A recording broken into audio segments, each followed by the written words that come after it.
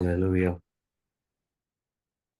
Praise you, Jesus. Hallelujah, hallelujah. ஸ்தோத்திரம். கர்த்தராகிய இயேசு கிறிஸ்துவின் நல்ல நாமத்திலே உங்களுக்கு என்னுடைய அன்பின் வாழ்த்துதலை தெரிவித்துக் கொள்கிறேன். தேவனுக்கே மகிமை இன்றும் என்றும் சதா காலங்களிலும் உண்டாயிருப்பதாக. Hallelujah. Praise the Lord. Thank you for your prayers, sister. ஒவ்வொருத்தருமே நம்ம இணைந்து இந்த வேளையில ஜெபித்தோம். Praise the Lord. இப்படி எந்த ஜெப தேவைகள் இருந்தாலும் சபையில நாம் தெரியப்படுத்தி ஒருமுகமாய் ஒரு மனதுடனே பரிசுத்த ஆவியானவருடைய உதவியோடு நம்ம மன்றாடுகிற போது நிச்சயமாய் கர்த்தர் அவைகளுக்கு கவனிக்கிறவராகவே அவர் காணப்படுகிறார். Hallelujah. Praise the Lord. Hallelujah. Glory to God. Amen. Thank you, Jesus. Praise you, Jesus. Hallelujah. இந்த வேளையிலும் கூட நம்ம ஜெப தேவைகள் சில காரியங்களை நாம் கேள்விப்பட்டோம். நிச்சயமாய் கர்த்தர் ஒரு அற்புத சுகத்தை கட்டளையிடுவார். நிச்சயமாய் இயேசு கிறிஸ்துவின் தழும்புகளாலே சுகம் உண்டாகும். அல்லேலூயா. Praise the lord. கர்த்தராகிய இயேசு கிறிஸ்துவினுடைய இரத்தம் இந்த வேளையிலே ஒரு விடுதலையை உண்டாக்கட்டும். Praise the lord. ஹல்லேலூயா. Glory to God. Amen. Thank you, Jesus. Praise the Lord. Hallelujah. Hallelujah. ஸ்தோத்திரம், ஸ்தோத்திரம். தேவ சமூகம் ஒரு நல்ல ஒரு இளைப்பாறுதலின் சமூகம். அல்லேலூயா. யாரும் நம்ம தேவ சமூகத்துல வந்துட்டு பதைபதைக்க வேண்டிய அவசியமே இல்லை. தேவ சமூகத்துல அல்லது வசனம் சொல்லுகிறது கர்த்தருடைய பர்வதத்தில எல்லாம் பார்த்து கொள்ளப்படும் என்று கொடுக்கப்பட்டிருக்கிறது. அல்லேலூயா. Praise the Lord. Hallelujah. Glory to God. மனுஷன் அப்பத்தினால் மாத்திரமல்ல, தேவனுடைய வாயினின்று புறப்பட்டு வரும் ஒவ்வொரு வார்த்தையினாலும் பிழைப்பான் என்று கொடுக்கப்பட்டிருக்கிறது. Hallelujah. Praise the Lord. Hallelujah. Glory, glory, glory, glory. Amen. Praise you, Jesus. இந்த வேளையில நம்ம எல்லோரும் நம்ம இருதயத்தை அமர பண்ணி தேவ சமூகத்துல ஒரு சாந்தமாய் நம்ம ஒரு இளைப்பாறுதலோடு அநேக களைப்புகள் நமக்கு உண்டு. மனதிலே களைப்புகள் உண்டு, சரீரத்திலே களைப்புகள் உண்டு.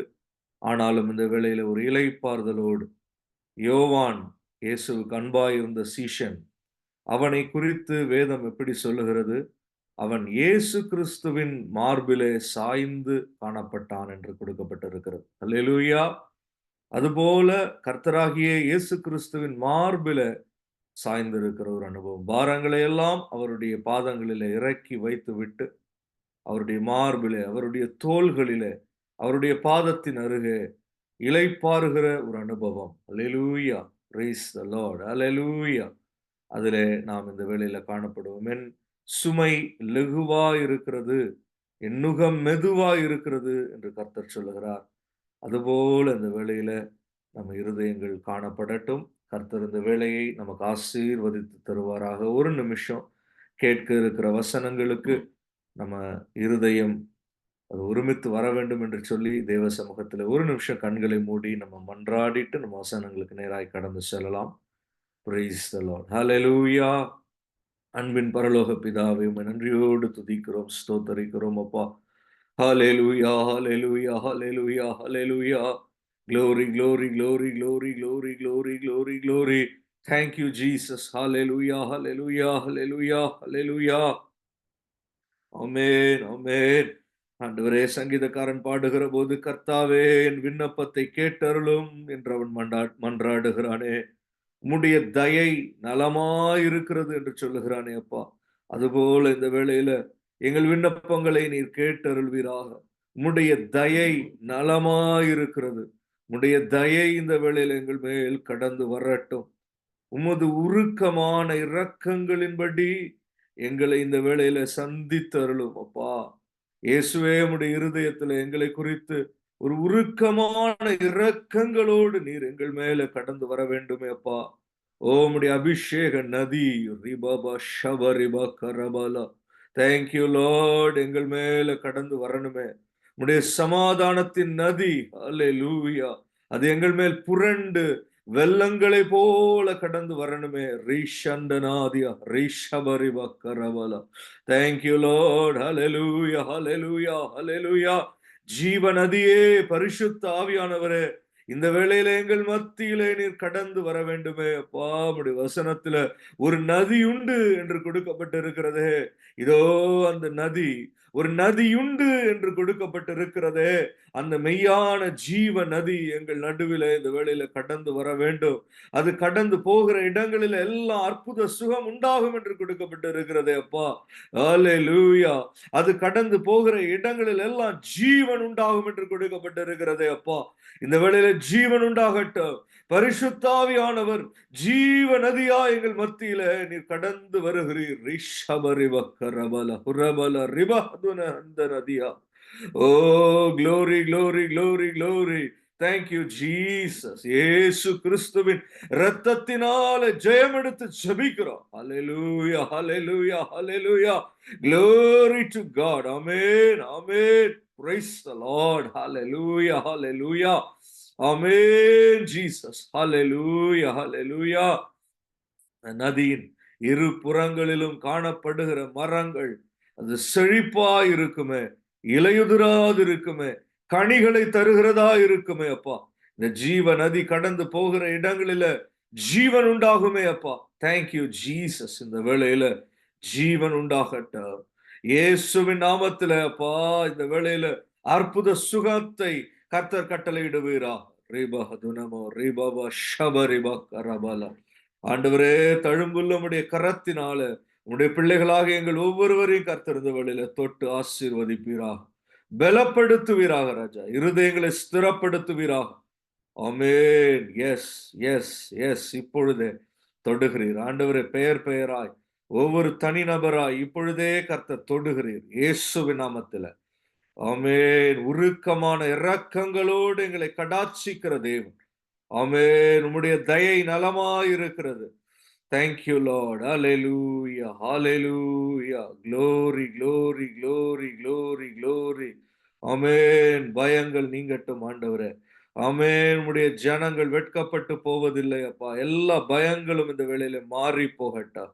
இயேசுவின் இரத்தத்தினாலே ஜெயம் எடுத்து ஜெபிக்கிறோம். நல்ல பிதாவே, எங்களை பூரணமாய் தாழ்த்தி உம் சமூகத்துல உம் திருப்பாதத்தில் ஒப்புக்கொடுக்கிறோம். ஜீவனுள்ள நல்ல பிதாவே. ஆமென். Praise the Lord. Hallelujah. ஸ்தோத்திரம். Thank you, Jesus. ஸ்தோத்திர பலிகளோடு நம்ம காணப்படுவோம். Praise the Lord. Hallelujah. கர்த்தருடைய சமூகம் அது ஒரு இன்பமான ஒரு சமூகம். Hallelujah.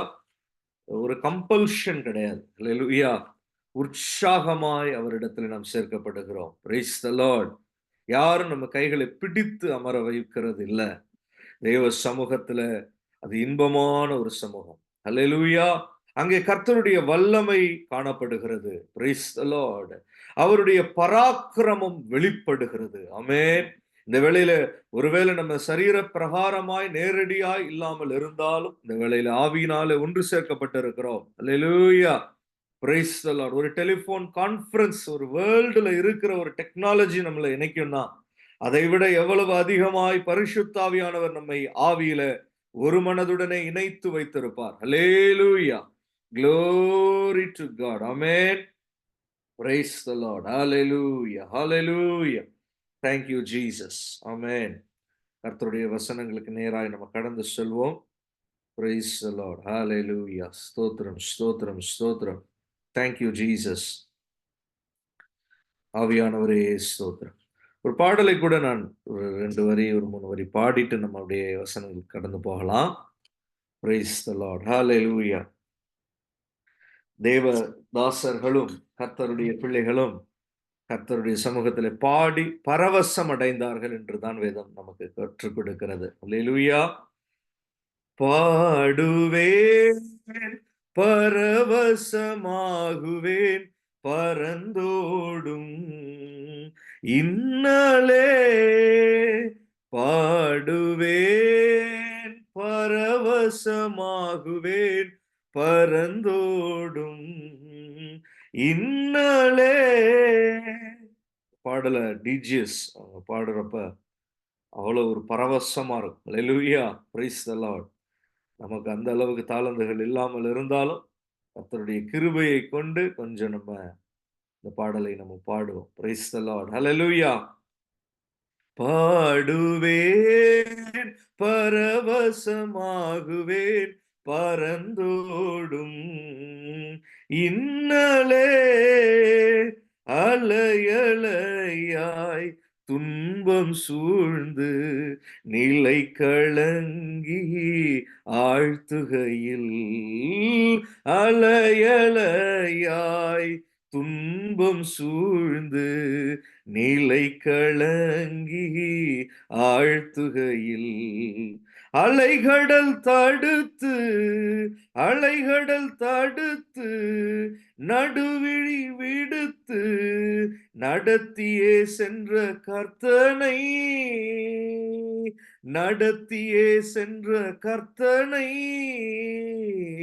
பாடுவேன், பரவசமாகுவேன், பரந்தோடும் இன்னலே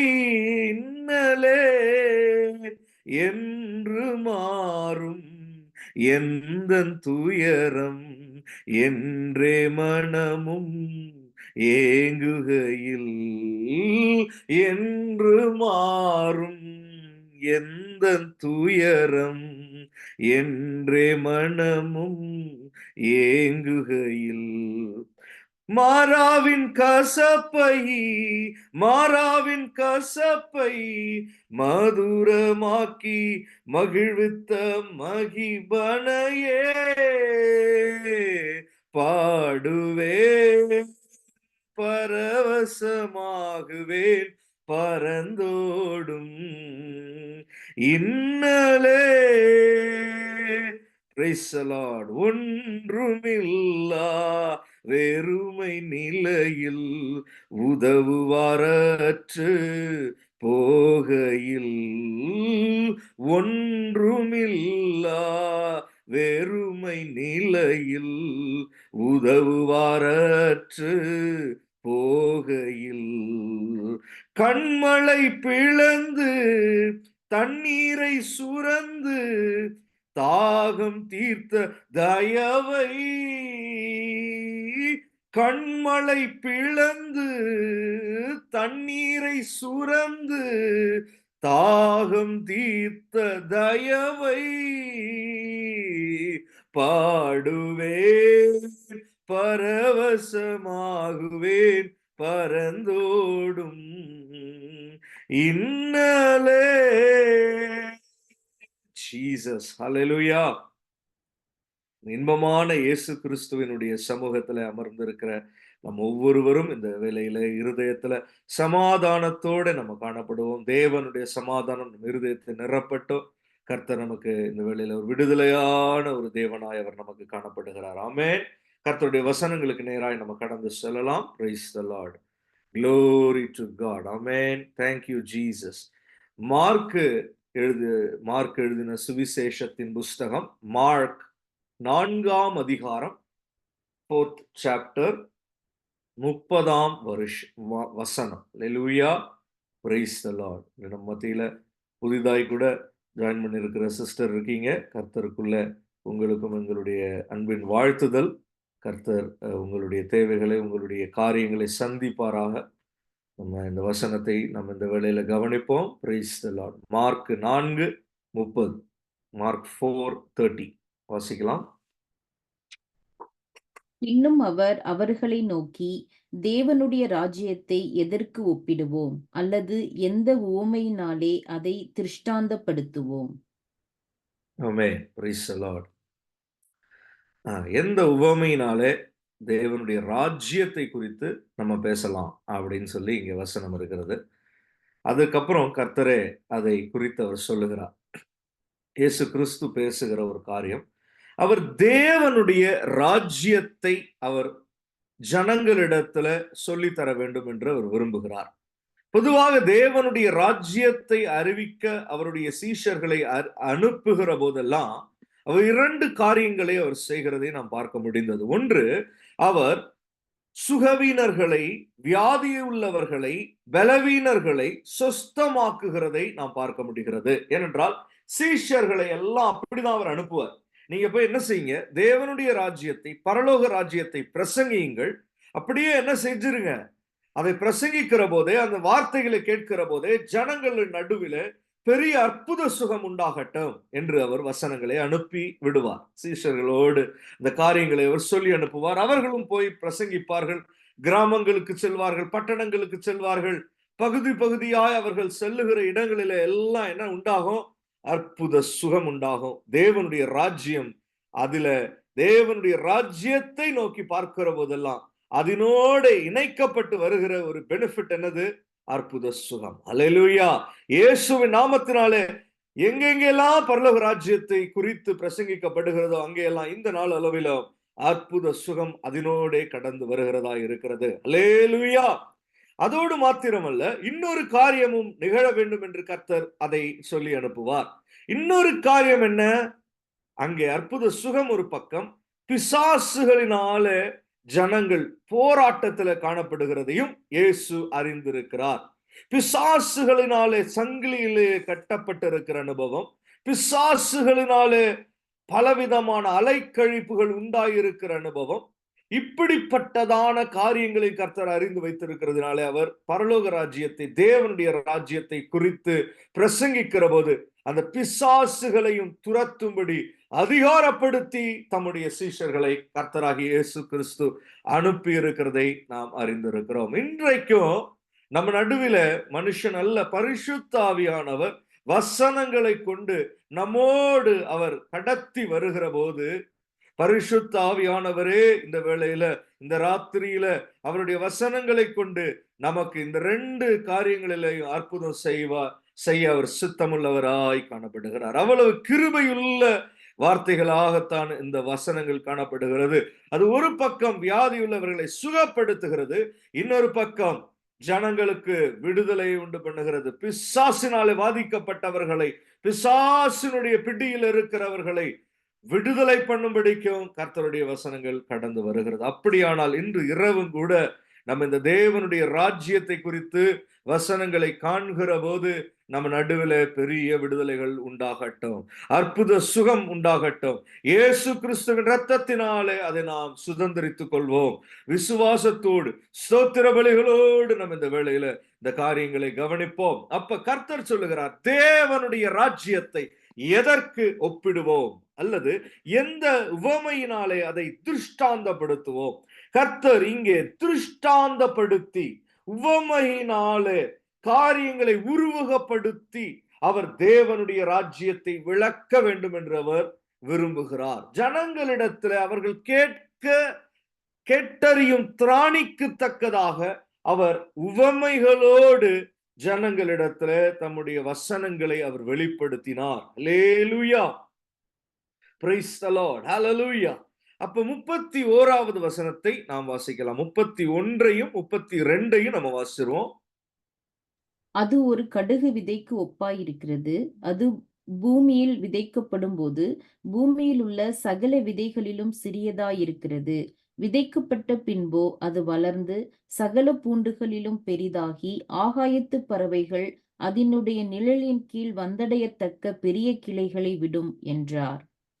ஆமென். Praise the lord. ஹல்லேலூயா. நான் நினைக்கிறேன் இது எப்படி கர்த்தர் பேசி இருப்பாரு.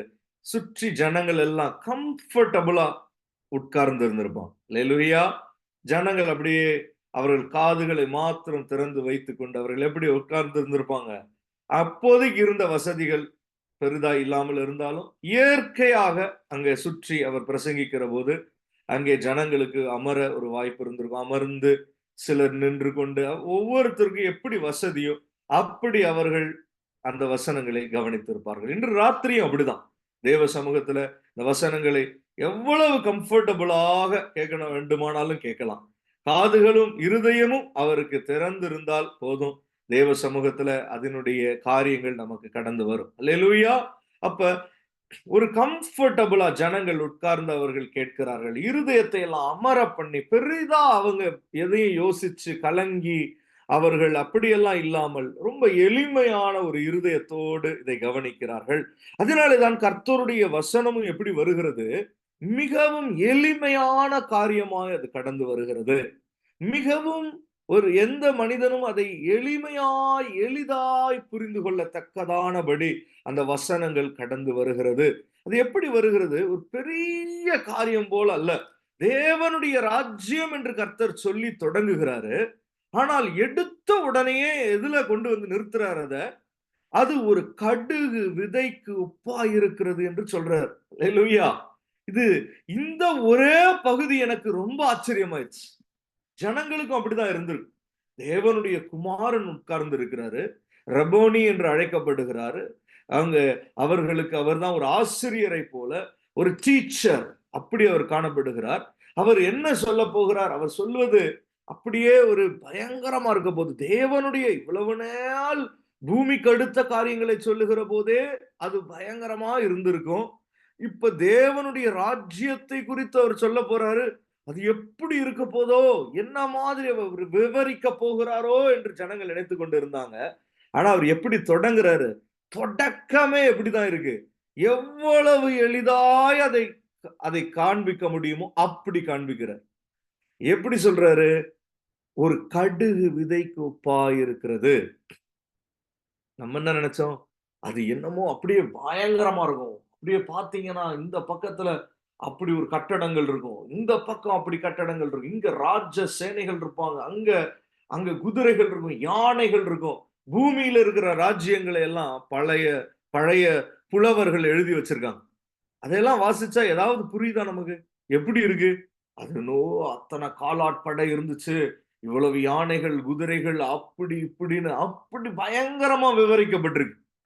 ஆனால் இங்க கர்த்தர் பூமியில இருக்கிற ராஜ்யங்களை அல்ல, தேவனுடைய ராஜ்யத்தை அவர் விளக்கி காண்பிக்க அவர் அவர் சொல்ல தொடங்குறாரு. ஒரு பிரம்மாண்டம் வேண்டாமா ஆண்டவரே? ஒரே அப்ப கூட நெறைய பேர புதுசா கூப்பிட்டு வந்திருப்பாங்க ஜனங்கள். இயேசு இங்கே பிரசங்கிக்கிறார். நீயும் வந்து கேளுன்னு கூப்பிட்டு வந்திருப்பாங்க. அவங்க என்ன நினைக்கிறாங்க? என்ன எதிர்பார்க்கிறாங்க? ஏதோ பிரமிப்பா இந்த கர்த்தர் பேசப் போறாரு. பார்ப்போம், கவனிப்போம். பிரமிப்பான காரியங்களா இருக்க போது. ஏதேதோ ஓவியங்கள், டெக்னிக்கலா இருக்க போது. ஒரு மாதிரி அதை நம்ம கவனிப்போம்ன்னு சொல்லி வந்திருப்போம். நூதனமா இருக்க போகுது. அதையெல்லாம் நம்ம கவனிப்போம்னு நெனச்சு வந்திருக்காங்க. ஆனா கர்த்தர் எப்படி தொடங்குறாரு? அது ஒரு கடுகு விதைக்கு ஒப்பாய் இருக்கிறது என்று தொடங்குறார். என்னடா இது கடுகு விதையா? என்ன ஆண்டவரே ஒரு பிரமிப்பே இல்லையே! இந்த நம்ம தமிழர்களுக்கு தெரியும். கடுகு விதைய நம்ம எங்க வச்சிருக்கோம்? ஒரு மூலையில இருக்கும். கிச்சன்ல. அதுலயும் ஒரு மூலையில ஒரு டபரால இருக்கும். அதுக்கு பேரு டபரான்னு. ஒரு சின்னதா ஒரு குப்பி மாரி ஒரு சின்னதா ஒரு இதுல அத போட்டு வச்சிருப்போம். யாரு எந்த தமிழ்நாட்டு ஆட்கள் எந்த வீட்டுக்கு போனாலும் என்ன இருக்கும்? அந்த கிச்சன்ல கடுகு, சீரகம், மிளகு இதெல்லாம் அப்படியே ஒரு ஒரு சின்ன சின்ன இதுல போட்டு வச்சிருப்போம். அல்லேலூயா! அந்த மாதிரி அவ்வளவு சிறிய ஒண்ணு. அத வச்சு தான் நமக்கு கடுகுனாலே உடனே நம்ம மைண்ட்ல அது வந்துரும். அப்படி ஒரு ஒரு உதாரணம், ஒரு உருவகத்தை ஒரு திருஷ்டாந்தப்படுத்தி அதை கர்த்தர் சொல்லத் தொடங்குறார். ஆச்சரியமா இருக்கு. தேவனுடைய ராஜ்யத்த சொல்லும்போது இப்படி ஒரு உதாரணமா? ஒரு சாலமோனுடைய ஒரு நந்தவனம் உன்னத பாட்டுல இருக்கு. சாலமோனுடைய அந்த இடங்கள் எப்படி இருந்துச்சு? அவனுடைய அரண்மனையை சுற்றி இருந்த அந்த நந்தவனம், அந்த தோட்டம், அது எப்படி இருந்தது? அதுல வருமே. அதையெல்லாம் வச்சு கர்த்தர் சொல்லியிருக்கலாமே. விதைன்னு தொடங்கிட்டாரு. சரி. அப்படின்னா அந்த நந்தவனம், அந்த தோட்டம், அத வச்சு சொல்லியிருக்கலாம். இல்ல சாலமோனுடைய அவனுடைய அரண்மனை, இத வச்சு ஏதாவது உருவகப்படுத்தி இருக்கலாம். சரி வேண்டாம். சின்னதா தான் சொல்லணும்னு முடிவு பண்ணிட்டாரு கர்த்தர். ஏதோ அவங்களுக்கு புரியிறது மாரி, அவங்க கையில அடங்குறது மாரி சின்னதா சொல்லணும்னு முடிவு பண்ணிட்டாரு. என்ன சொல்லி இருந்திருக்கலாம்? நம்ம தமிழர்கள் இல்லன்னா நம்ம ஊர் ஆட்கள் எத எதிர்பார்ப்போம்? அத பரலோக ராஜ்யம்ன உடனே ஒரு அத ஒரு பிரமிப்பா ஒரு காரியத்த சொல்லணும்னா, ஆண்டவர் ஒருவேள 1 கிராம் தங்கத்துக்கு ஒப்பா இருக்குன்னு அத சொல்லியிருக்கலாமே!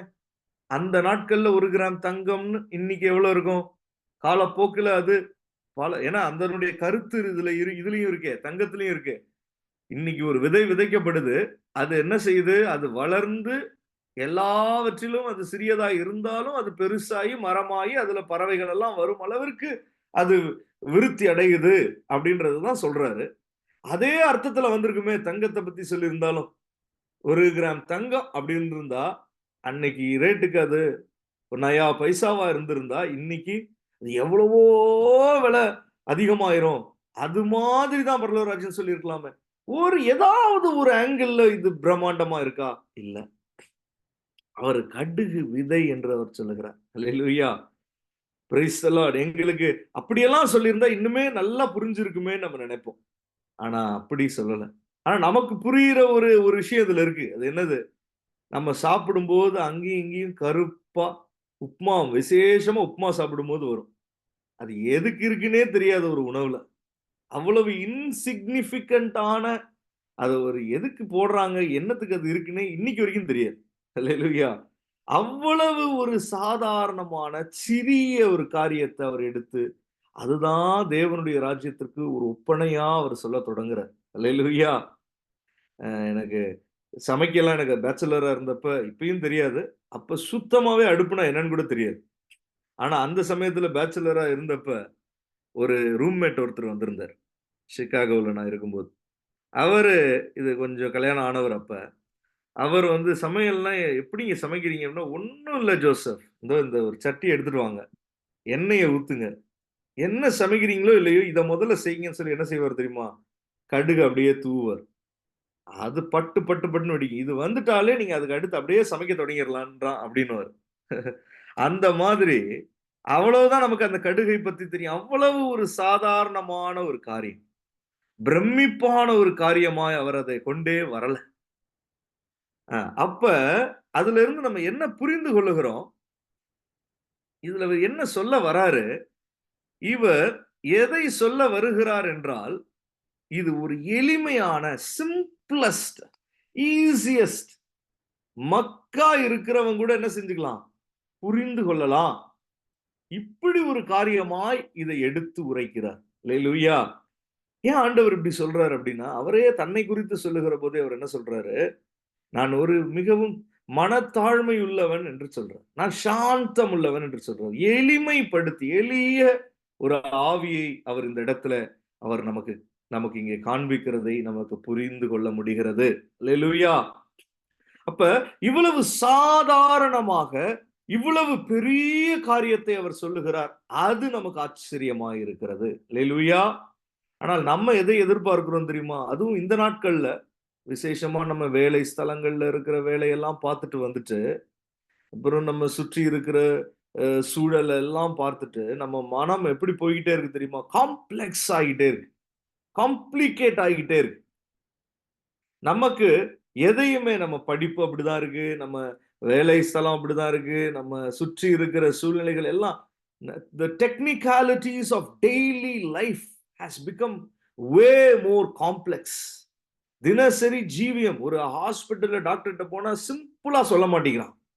அவன் சொல்றதிலேயே நமக்கு அது புரியாத அளவுக்கு அத போய் சொல்லி நிறுத்துறான். அந்த மாதிரி எதை எடுத்தாலும் அதுல ஒரு காம்ப்ளெக்ஸிட்டிய ஒரு காம்ப்ளிகேட்டட் ஒரு தன்மை அப்படியாக எல்லாமே இருக்கிறது. ஆனால் இப்படிப்பட்ட சமயத்திலேயும் கர்த்தருடைய வசனங்கள் எளிமையாக, எளிதாக அது கடந்து வருகிறது. அல்லேலூயா! சில பேர் எக்ஸாம்க்கு படிக்கிறப்ப, அது ஏற்கனவே சிம்பிளா இருக்கிறதையும் காம்ப்ளிகேட் பண்ணி படிப்பான். அதுல எனக்கு தெரிஞ்ச என்னுடைய ஒரு கிளாஸ்மேட் ஒருத்தன் இருந்தான். அவன் என்ன செய்வான், எல்லாவற்றையுமே சிம்பிள் ஆக்கி படிச்சுக்கிட்டு இருப்பான். அவன்ட்ட இருந்து அத கத்துக்கிட்டேன். எல்லாத்தையுமே அத ஒரு சிம்பிள் ஆக்கிருவான். எவ்வளவு காம்ப்ளிகேட்டடா இருந்தாலும், அத சிம்பிளா ஒரு டயகிராம போட்டு அதுல சிம்பிள் ஆக்குவான். அப்ப கர்த்தருக்கும் இந்த இடத்துல தேவனுடைய ராஜ்யம் என்று அவர் சொல்லுகிற போது, அதை ஒரு கடுகு விதைக்கு ஒப்பாய் இருக்கிறது என்று அவர் காட்டுகிற போது, என்ன செய்ய விரும்புறார் தெரியுமா? ஒரு பக்கம் நம்ம மனத அப்படியே ஒரு மாதிரி பிரமிப்பையும், ஒரு காம்ப்ளிகேட்டடான காரியங்களையும் யோசித்துக் கொண்டிருக்கிற நம்ம மனத கொஞ்சம் நிறுத்தி, நிதானப்படுத்தி, அது என்ன ஆக்குறாரு? எளிமையாக்குறார். அல்லேலூயா! அவர் வசனத்தை போதிக்கிறது ஒரு பக்கம், அதே சமயம் நம்முடைய ஆவியையும் எளிமையான ஆவியுள்ளவர்களாய் நம்மை மாறும்படி அவர் செய்கிறார். அல்லேலூயா! Praise the lord. ஹalleluya. Meek spirit. அவர் அதை உருவாக்குகிறார். அந்த வசனங்களுடைய தன்மையே அப்படிதான் இருக்கு. நான் உங்களுக்கு இதுக்கு முன்னாடியே சொல்லியிருப்பேன். உதாரணம் என் சபையில ஒரு பாஸ்டர் ஒருத்தர் வருவாரு சில சமயங்களில. அவருடைய பிரசங்கம் எப்படி இருக்கும்னா, எவ்வளவு வேகமா நம்ம இருந்தாலும் சரிதான். அந்த பிரசங்கத்த பாதி வழி நம்ம வருகிற போது நம்மளும் அப்படியே அமைதலாயிருவோம். சாந்தமாயிருவோம். அதுல இருந்து ஒரு ஒரு நாளைக்கு அதனுடைய எஃபெக்ட் இருக்கும். எது செஞ்சாலும் சாந்தமா அமைதியா செய்யறது மாதிரியா. இப்ப கர்த்தருடைய வசனம் நம்மளுடைய ஆவியையே என்ன செய்ய வல்லமையா உள்ளதா இருக்கு? அது மாற்ற வல்லமை உள்ளதா இருக்கிறது. அல்லேலூயா! Praise the lord. அப்ப இந்த இடத்துல கர்த்தர் the Lord wants to make our mind simple, easy. பல வேளைகளிலேயும் நம்மளுடைய பெர்செப்ஷன்ஸ், நம்ம கண்ணோட்டங்கள், நம்ம கேட்கிறது, நம்ம இமேஜின் பண்றது எல்லாமே இந்த நாட்கள்ல வே டூ காம்ப்ளெக்ஸ். ஏதாவது ஒண்ணு வந்துட்டா உடனே நம்ம என்ன செஞ்சிடறோம்? வேத வசனங்களாகவே இருந்தாலும் சரிதான், உடனே நம்ம மனம் அப்படியே போகும். பிசாசா இருக்குமா? இது இது பகையா? இது என்னது? இது என்ன மாதிரியான ஆவி? என்ன எப்படி நடக்குது? டிசர்ன் பண்றது தப்பு இல்ல. ஆனா உடனே நமக்குள்ள பதைபதைப்பு உண்டாகும். நமக்கு ஏதாவது ஒரு வார்த்தை யாராவது பேசிட்டாங்கன்னா, அவங்க நம்மளுக்கு ஒருவேளை நமக்கு விரோதமா பேசுனாங்களா? நம்மள ஏதோ நமக்கு புத்தியே இல்லன்னு நெனச்சு பேசிட்டாங்களோ? நம்மள ஏதோ அ அறிவில்லன்னு நெனச்சுட்டாங்களோ? நம்ம ஒருவேளை வேற மாரி நடந்திருக்கணுமோ? நம்ம ஒருவேள கொஞ்சம் ரொம்ப லீனியன்ட்டா இருந்துட்டோமோ? கொஞ்சம் ஸ்ட்ரிக்ட்டா நடந்திருக்கலாமோ? இல்ல கொஞ்சம் நமக்கு ரொம்ப அதிகமா பேசிட்டோமோ? கொஞ்சம் கம்மியா பேசியிருக்கலாமோ? என்னென்னமோ யோசிக்கிறோம். அல்லேலூயா! ஆனா கர்த்தர் என்ன செய்றாரு தெரியுமா? நம்ம மைண்ட அப்படியே லேசாக்குறார். அல்லேலூயா! அவர் சொல்றாரு, "என் நுகம் அது மெதுவாயும், என் சுமை லெகுவாயும் இருக்கிறது" என்று சொல்றாரு. அல்லேலூயா! இப்பதான் நமக்கு தெரியணும். ஏன் மரியாள் தன்னை விட்டு எடுபடாத நல்ல பங்கை தெரிந்து கொண்டாள்? ஏன்?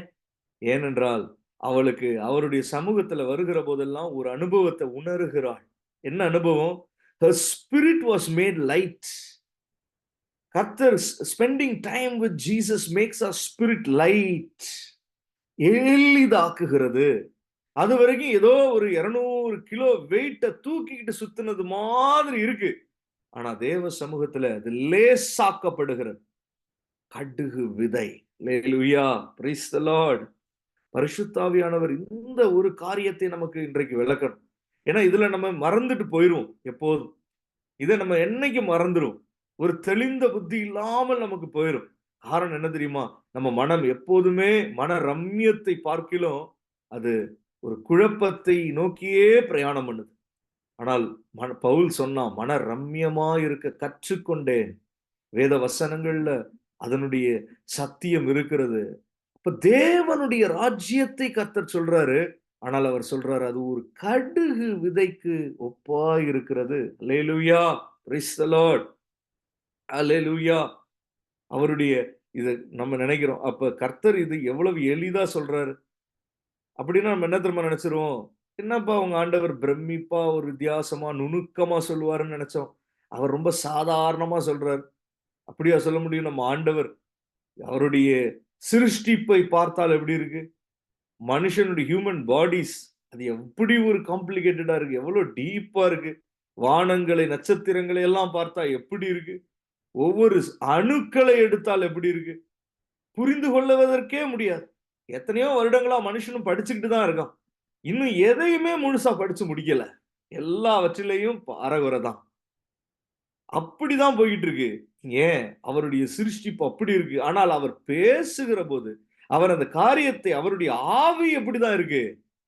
அவ்வளவு எளிதா இருக்கிறது. அவ்வளவு எளிமையான ஒரு ஆவியுள்ளவராய் அவர் காணப்படுகிறார். மன தாழ்மை, சாந்தமுள்ள ஒரு காரியம் அவருக்குள்ள இருக்கிறதை நாம் பார்க்க முடிகிறது. அல்லேலூயா! ஆனா நம்ம ஒண்ணும் பெருசா பண்ணியிருக்க மாட்டோம். ஆனா நம்ம மைண்ட் அவ்வளவு காம்ப்ளெக்ஸா இருக்கும். அல்லேலூயா! காம்ப்ளிகேட்டடா இருக்கும். அல்லேலூயா! எப்ப பார்த்தாலும் நம்ம என்ன செய்வோம்? ஏன்னா நம்ம சிம்பிள்னா இப்ப என்ன தெரியுமா? போரிங்ன்னு நெனைக்கிறோம். வி ஸ்டார்ட் இப்ப இந்த நாட்கள்ல எப்படி ஆயிருச்சுன்னா, சிம்பிளான ஒரு விஷயம்னா, அது போரிங்கான ஒரு விஷயம்னு நெனைக்கிறோம். நம்ம என்ன நெனைக்கிறோம், அப்படி சிம்பிளா யாராவது ஏதாவது சொன்னாலே, நம்ம என்ன நெனைக்கிறோம்னா, அவங்க ஒரு இன்டலெக்ட்டா இருக்க மாட்டாங்க. அது ஒரு இன்டலெக்சுவலா இல்ல அப்படின்னு நெனைக்கிறோம். ஆனால் காரியம் கர்த்தர் நம்மள்ட்ட விரும்புறது இன்டலெக்ட் கிடையாது. But he wants us to be insightful. Insightful. அதனுடைய காரியங்களை புரிந்து கொள்ளுகிறதுல தான் நம்மளுடைய இன்சைட் இருக்கு. இன்டலெக்ட்னா எப்படி தெரியுமா? இந்த கடுகு விதைய ஒரு நல்ல ஒரு இன்டலெக்சுவல் பெர்சன்ட்ட ஒரு ஆள்ட்ட போய் குடுக்குறோம். அவன் என்ன தெரியுமா செய்வான்? அத பார்ப்பான். பார்த்துட்டு அதனுடைய கலர், பாடி மாஸ்ன்னு ஒண்ணு இருக்கு பிசிக்ஸ்ல. அது என்ன? அதனுடைய கெமிக்கல் காம்போசிஷன் என்ன? அப்படின்னு சொல்லிட்டு இருப்போம். ஆனால் அது அத கர்த்தர் என்ன சொல்ல வர்றாரு? அத விதைச்சா அது வளரும், மரமாய் மாறும். அதான் இன்சைட்ஃபுல்.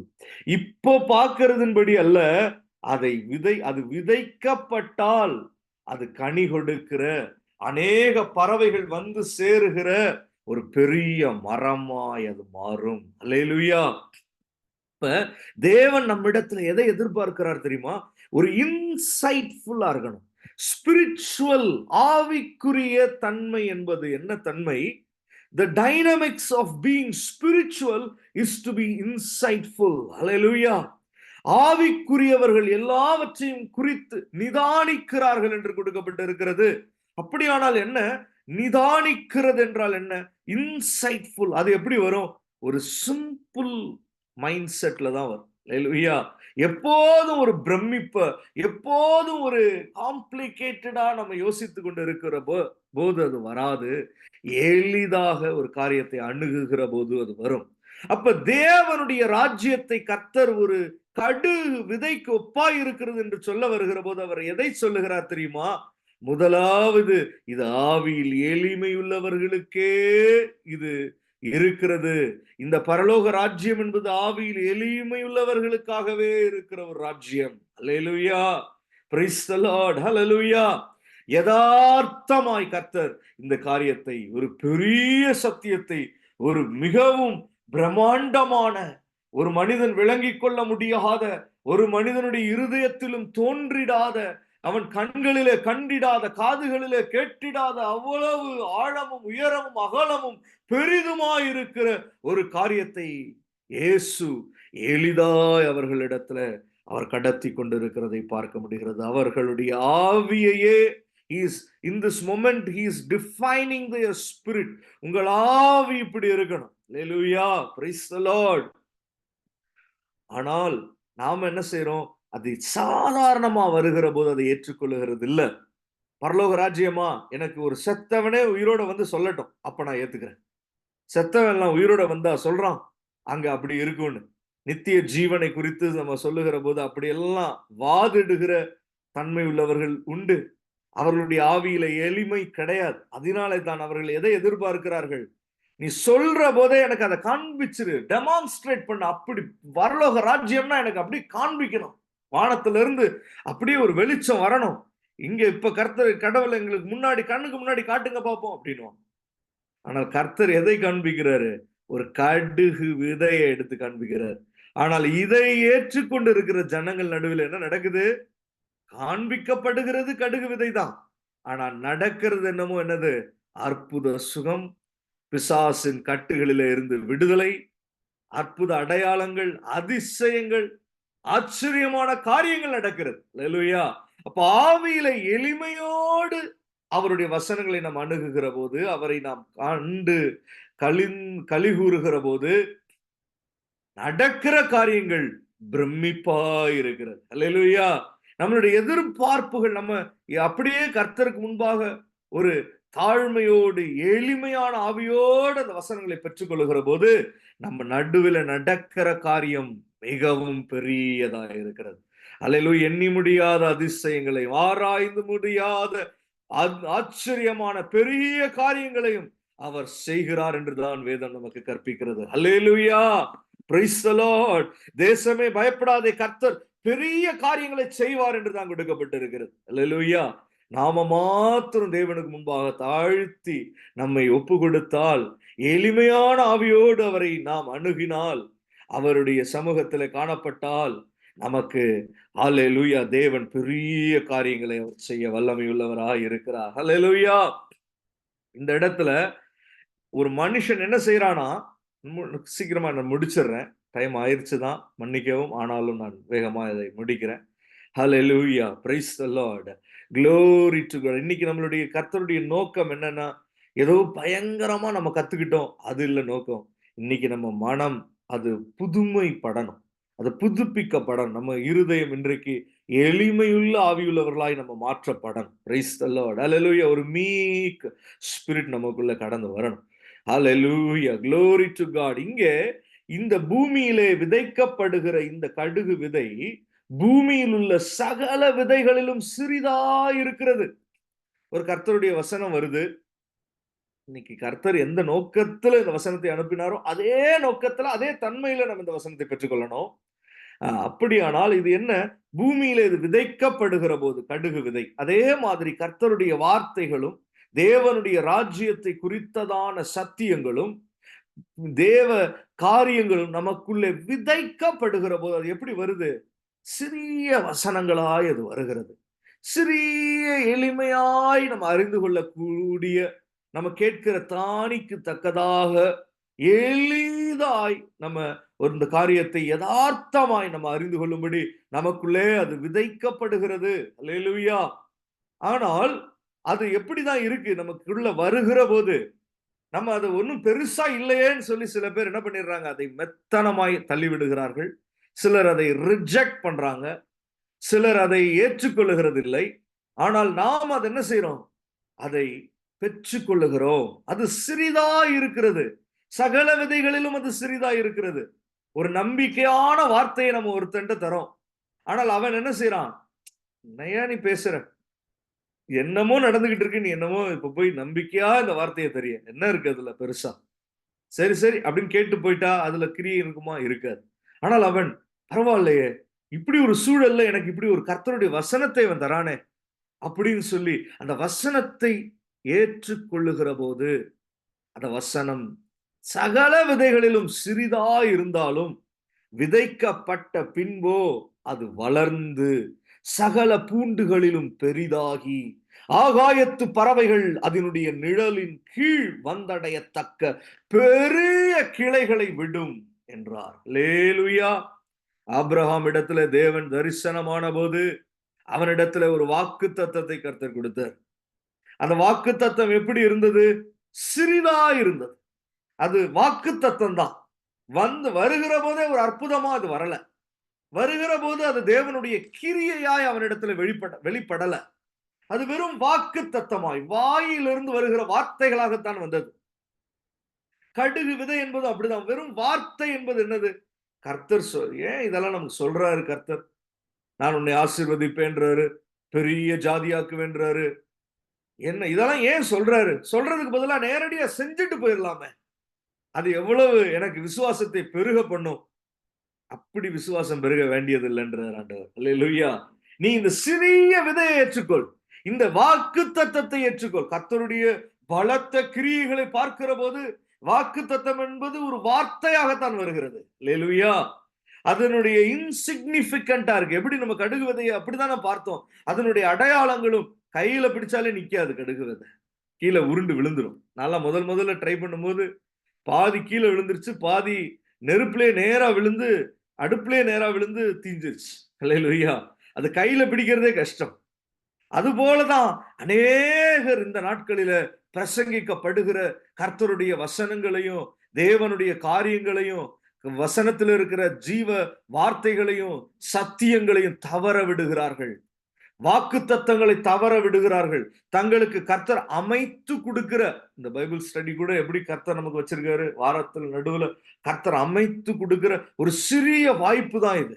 இது ஒன்றும் பயங்கர பிரம்மாண்டமான ஒரு கூட்டம் கிடையாது. ஒரு சிறிய ஒரு வாய்ப்பை தான் அமைத்து கொடுக்கிறார். ஆனாலும் கர்த்தர் உண்மையுள்ளவரா இருக்காரு.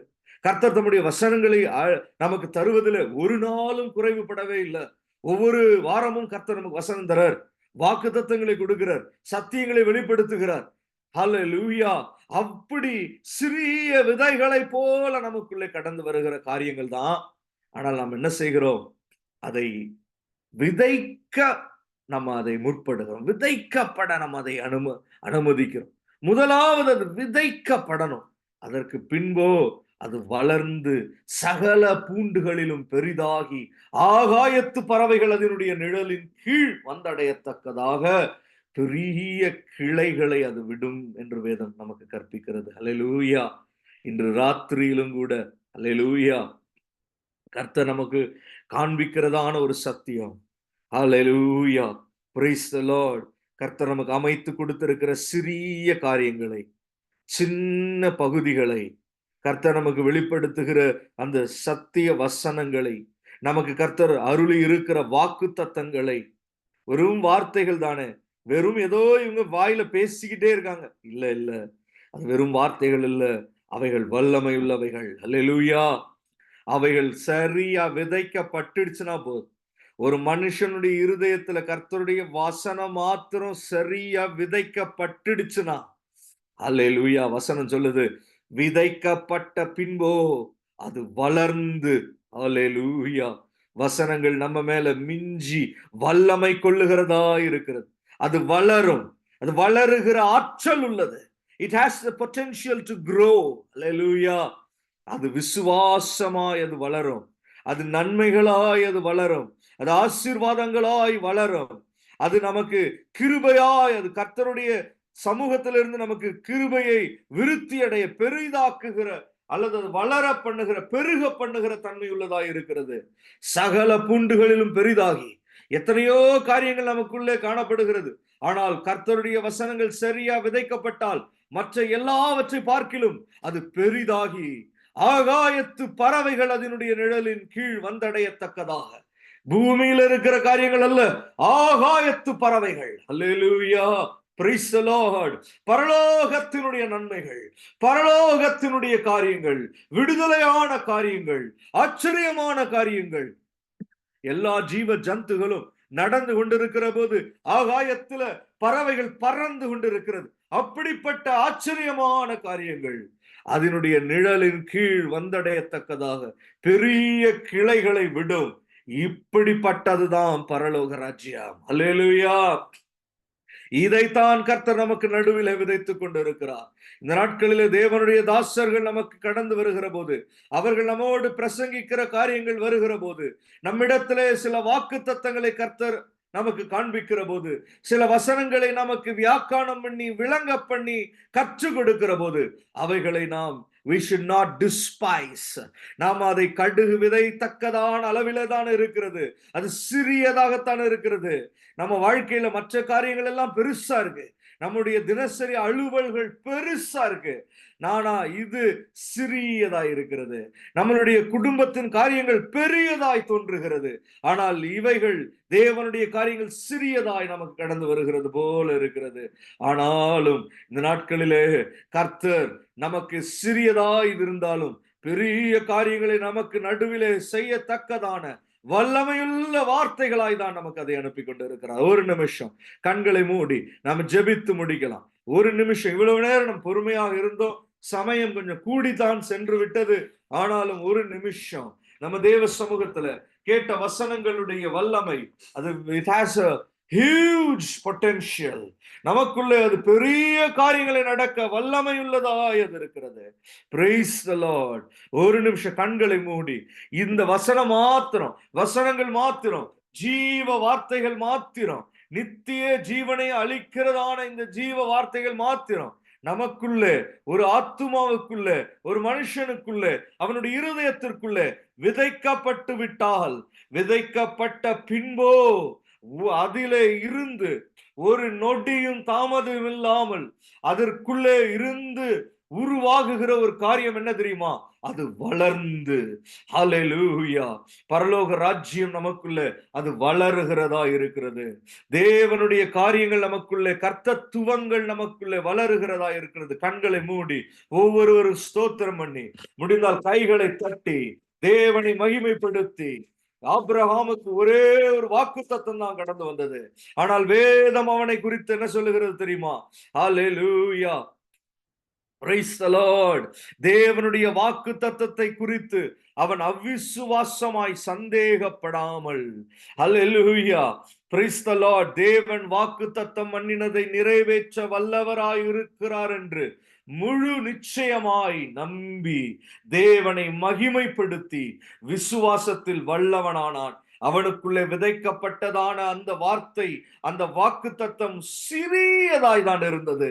ஆனால் அவன் அதை நிறைவேற்ற கர்த்தர் வல்லவராய் இருக்கிறார் என்று முழு நிச்சயமாய் நம்பின போது அவனுக்குள்ளே அது விதைக்கப்பட்டு விட்டது. அதற்கு பின்பு அவன் தேவனை மகிமைப்படுத்தியே ஜீவித்து கொண்டு வந்தான்.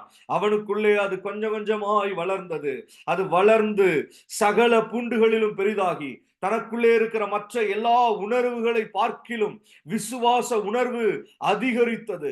நமக்குள்ளே பய உணர்வுகள் இருக்கிறது, சந்தேகத்தின் உணர்வுகள் இருக்கிறது, நமக்குள்ளே சில சமயங்களிலே எரிச்சலின் உணர்வுகள் இருக்கிறது, சில சமயங்களிலே நமக்குள்ளே காயப்படுகிற உணர்வுகள் இருக்கிறது. சிலருடைய வார்த்தைகள், சிலருடைய நடந்து கொள்ளுகிற காரியங்கள் நம்மை வருத்தப்படுத்துகிற உணர்வுகளை கொண்டு வருகிறது. இப்படி அநேக உணர்வுகள் இருக்கிறது. ஆனால் வசனம் சொல்லுகிறது, விதைக்கப்பட்ட பின்போ அது வளர்ந்து சகல பூண்டுகளிலும் மற்ற எல்லா உணர்வுகளை பார்க்கிலும், மற்ற எல்லா பலவீனங்களை பார்க்கிலும், மற்ற எல்லா தன்மைகளை பார்க்கிலும் அது பெரிதாகி ஆகாயத்து பறவைகள் அதனுடைய நிழலின் கீழ் வந்தடையத்தக்கதாக, ஓ வானத்தின் காரியங்கள், தேவனுடைய பரலோக ராஜ்யத்தின் காரியங்கள், அதனுடைய நன்மைகள், அதனுடைய பிரகாசங்கள் அதனுடைய நிழலின் கீழ் வந்தடையத்தக்கதாக கர்த்தருடைய கரத்திலிருந்து புறப்பட்டு வருகிறதான தேவனுடைய காரியங்களும், ஹல்லேலூயா, மனுஷனுடைய புத்திக்கு எட்டாத, ஹல்லேலூயா, பெரிய காரியங்களும், ஹல்லேலூயா, அப்படிப்பட்டவர்களுடைய ஜீவியத்துல அது நடக்க தொடங்குகிறது. காரணம் வசனம் சொல்லுகிறது, ஆகாயத்து பறவைகள் அதனுடைய நிழலின் கீழ் வந்தடையத்தக்கதாக பெரிய கிளைகளை விட்டு அது வளர தொடங்கினது. அதுபோலதான் ஆபிரகாமுடைய ஜீவியத்துல அது வளர்ந்த போது அது எப்படி காணப்பட்டது தெரியுமா? ஹல்லேலூயா, அது அவனுடைய குறித்து சாட்சியாய் வசனம் சொல்லுகிறது, அவன் விசுவாசத்தில பெருகினவனானான் என்று சொல்லவில்லை, விசுவாசத்தில வளர்ந்தான் என்று கொடுக்கவில்லை, விசுவாசத்தில வல்லவனானான். ஹல்லேலூயா. இன்னொரு பகுதியில கடுகு விதையை கர்த்தராகிய இயேசு இன்னொரு விதமாய் சொல்லுகிறார். என்ன சொல்றாரு? கடுகு விதை விசுவாசத்திற்கு ஒப்பனையாய் அவர் சொல்லுகிறார். கடுகு விதை அளவு உங்களுக்கு விசுவாசம் இருந்தால் போதும், நீங்கள் மலையை பார்த்து பெயர்ந்து போ என்றால் அது பெயர்ந்து போகும் என்று சொல்லுகிறார். அதுபோல விசுவாசத்துல வல்லவனானான் என்றால் என்ன அர்த்தம்? ஹல்லேலூயா. மலைகளை தகர்க்க கூடிய, மலைகளை அப்புறப்படுத்துகிற, காரியங்களை ஜெயிக்கிற, ராஜ்யங்களை ஜெயிக்கிற தன்மையுள்ளவர்களாய் கர்த்தர் நம்மை மாற்றுகிறார். விசுவாசத்திலே வல்லவர்களாய் நம்மை மாற்றுகிறார். இந்த ராத்திரியிலேயும் கர்த்தருடைய வார்த்தை எளிதாய் ஒரு கடுகு விதையை போல வந்திருந்தாலும், ஹல்லேலூயா, மற்ற எல்லா உணர்வுகளை பார்க்கிறோம், விசுவாச உணர்வுகள் அது அதிகரிக்கும்படி, விசுவாச உணர்வுகளை அதிகமாய் அது வளரவும் பெருகவும் செய்யும்படி கர்த்தருடைய வார்த்தை நமக்குள்ளே விதைக்கப்பட்டிருக்கிறது. ஆண்டவரே, உம்மை நோக்கி பார்க்கிறோம். உம்முடைய வசனத்தை அனுப்பினீரப்பா. வசனத்திற்குள்ளே நீர் அற்புத சுகத்தையும், ஹல்லேலூயா, அதிசயங்களை அடையாளங்களையும் வைத்திருக்கிறீர். உம்முடைய ஜனங்கள் நடுவில, எங்கள் நடுவிலே நீர் அதைகளை அப்படிப்பட்ட வல்லமையான கிரியைகளை செய்வீராக. இயேசுவின் நாமத்தில அற்புத சுகமும் அற்புத வல்லமையும் வெளிப்படட்டும். தேவனுடைய ராஜ்யம் பிரசங்கிக்கப்படுகிற போதெல்லாம் நீர் அற்புத சுகத்தையும், பிசாசுகளிலே இருந்து ஜனங்களை விடுதலை செய்ததை நாங்கள் வாசிக்கிறோமே, அப்படி காரியங்கள் நடைபெறட்டும். இயேசுவின் நாமத்தில் ஜெபிக்க நிற்கிறோம் நல்ல பிதாவே. ஆமென். Praise the Lord.